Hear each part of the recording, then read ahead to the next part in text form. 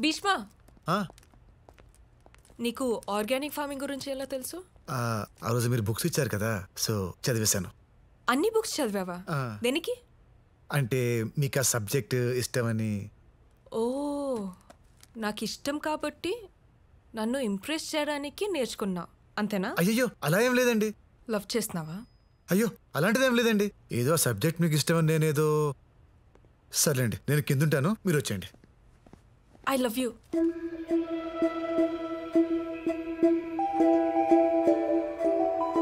I love you. ఏ అమ్మాయి అయినా ఇష్టపడాలంటే అద్భుతం జరగక్కర్లేదు, ఒక అభిప్రాయం క్రియేట్ అయితే చాలు. అలాంటి అభిప్రాయం నిన్ను చూడకముందే కలిగింది.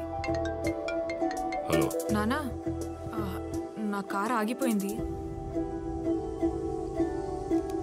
హైదరాబాద్లో యూత్ చాలా చెడిపోయారు సార్. నలుగురు ఫ్రెండ్స్ దమ్మేస్తూ మాట్లాడుకున్నంత మాత్రాన వాళ్ళు ఖాళీగా ఉన్నారు, కసిగా లేరు అంటే ఎలా సార్?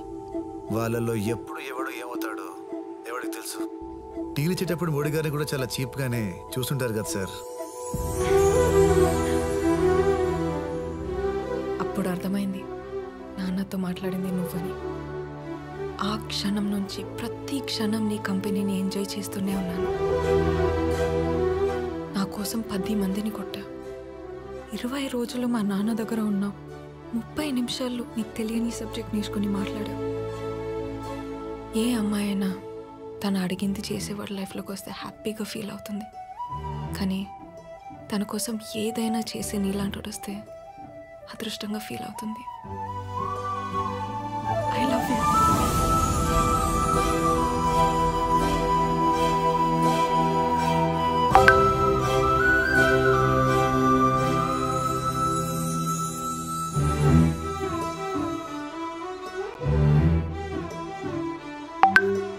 వదలవా?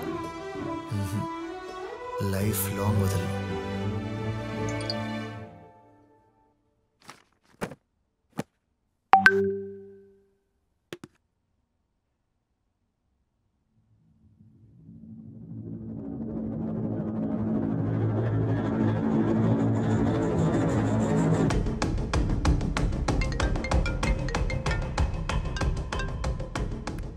హలో సార్, ఓ కేసు పని మీద న్యూస్ ఛానల్కి వస్తే చైత్ర మేడం అలా కనిపించారు సార్.